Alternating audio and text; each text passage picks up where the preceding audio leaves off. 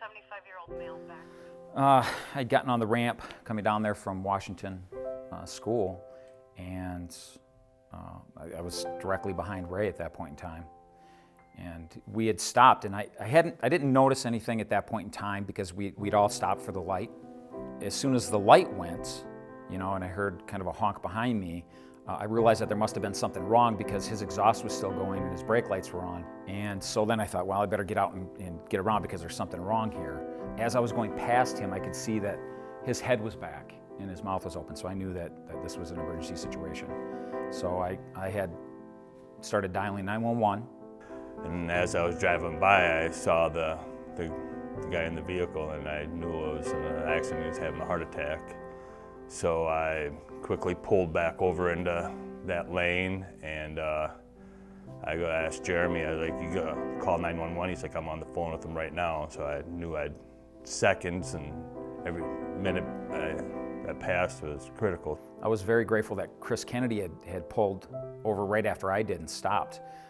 Because as I was on with 911, Chris put his hands on, basically popped the window. And fortunately, when I went to open the door, his foot came off the brake and it started to roll. So I'm trying to scramble in there, put the vehicle in the park, and got the vehicle under control. And I belted a seatbelt, and so we picked him up and put him over on the median.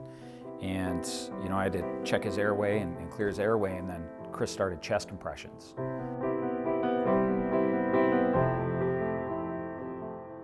He was unresponsive, even after chest compressions. There were some breath sounds we were trying to keep. I was trying to keep his airway clear, and there were a few nurses that were extremely instrumental in this and helping him. They were also doing chest compressions. Shortly after that, the sheriff and the police and all them arrived with the AED. He was blue, his head back, he was blue and purple, and when I pulled his shirt up that we could put the AED on him, he was blue and purple almost mid-chest. And we had to end up actually, the AED shocked Ray once. And then that's when the Dubuque fire pulled up, and we helped them get him on the cot, and then they put him in their rig and went back to work on him.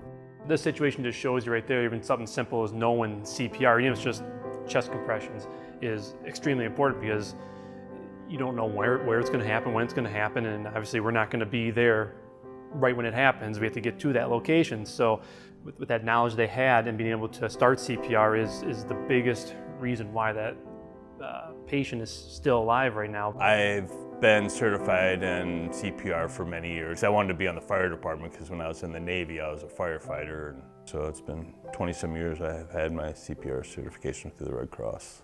Sometimes it's hard to put into words how great they acted on that situation. By the time we did leave, though, he did have a pulse. So I know when we loaded him up on our cot when we were outside still, he did not have one. By the time we were leaving, his heart was beating again. The way the timeline of events happened, the people that were instrumental there, we were all supposed to be there. I mean, it was meant to be there for him. The sheriff's deputy that was there, and then the Dubuque police, and then the Dubuque fire to come on the scene. These guys are so well trained, and they execute their jobs flawlessly. It's amazing to be a part of that. First of all, to watch that, but to be able to work in sync or in conjunction with these guys, it's amazing.